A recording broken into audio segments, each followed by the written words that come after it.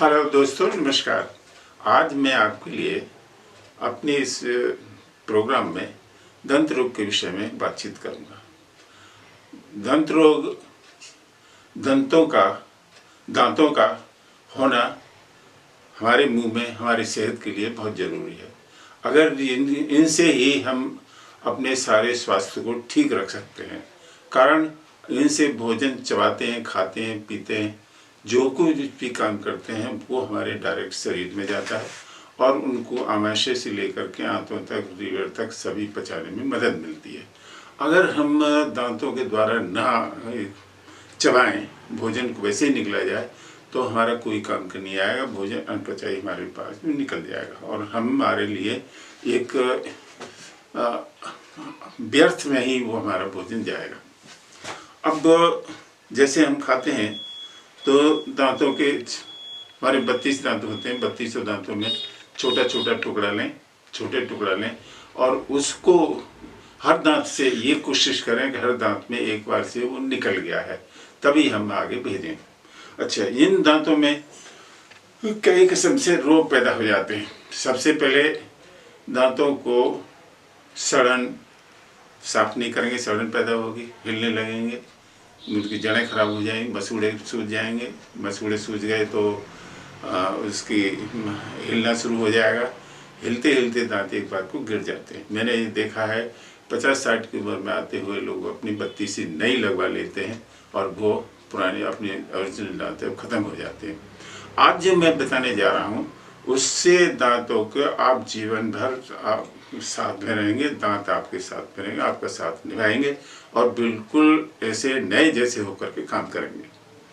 सबसे पहले हम उठते हैं, शौच आदि के लिए जाते हैं, बाथरूम के लिए जाते हैं, तो उसमें क्या करें, आप अपने जबड़े को दबा करके रखें। मतलब कोई भी मल मूत्र त्यागते समय आप अपने जबड़े को त्याग कर बहुत टाइट करके रखें। हिलते हुए दांत 5-6 दिन में वो बंद हो जाएगा हिलना, बिल्कुल सख्त हो जाएंगे। और कोई भी चीज़ मैं अपने ऊपर भी देखा है, मेरे पिछली डांट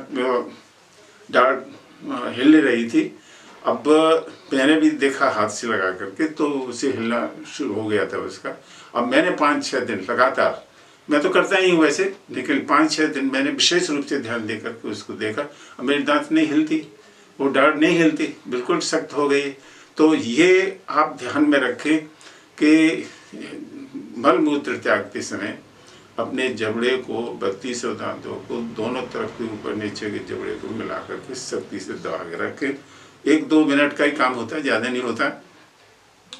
अगर मैंने ये देखा है कि लोग तम्बाकू खाते रहेंगे, बैठे बैठे सिगरेट पीते रहेंगे, मुंह का हा हा करते रहेंगे, उससे क्या होगा कि दांतों पर असर पड़ता है। हम जोड़ लगाते हैं, सही बात तो यह है कि कॉन्स्टिपेशन होता है हम लोगों को, और कॉन्स्टिपेशन में इतना तो है नहीं कि वो मोशन गया और फटाफट अपने आ गए, लेकिन उसमें हमें प्रेशर देते हैं। प्रेशर देने के साथ साथ में हमारे मुंह खुला रहे तो वो दांतों में असर पड़ता है और जबड़े हमारे ढीले पड़ने लगते हैं।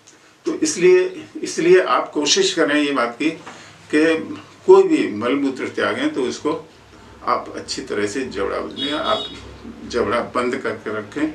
निश्चित रूप से जानिए कि दांत आपके हमेशा साथ में रहेंगे। इसके साथ साथ दूसरे पॉइंट में ये आता है कि अगर हो गया है तो हम क्या करें, तो फिटकरी आती है, फूली हुई फिटकरी को लें, चूर्ण बना लें और उसकी बराबर मात्रा में हल्दी मिला लें, पिसी हुई हल्दी, जो घर में शुद्ध हल्दी काम में लेते हैं, वो दोनों का पाउडर बना करके एक जगह रख लें।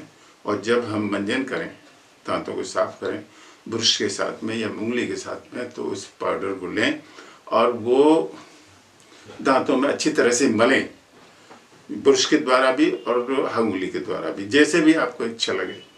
अच्छा, जहाँ पर आपको कीड़ा, अगर मान लो कीड़ा लगा हुआ है तो कीड़े में विशेष रूप से ब्रश के द्वारा उसमें देखें कि वो 1-2 मिनट वो पाउडर उसमें जमा रहे, लगे उसमें जा करके। कहीं कैविटी हो गई है तो कैविटी के अंदर भर दें।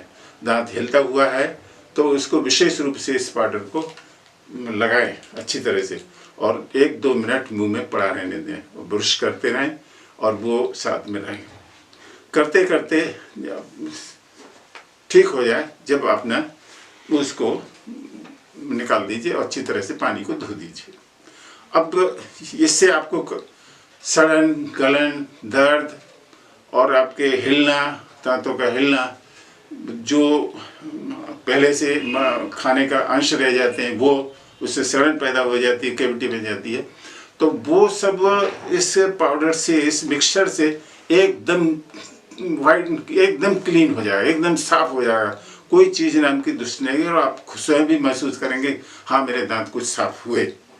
अच्छा, अब इसके अलावा भी एक चीज़ और रह जाती है, वो एक चीज़ रह जाती है कि दांतों में मसूड़े फूल जाते हैं।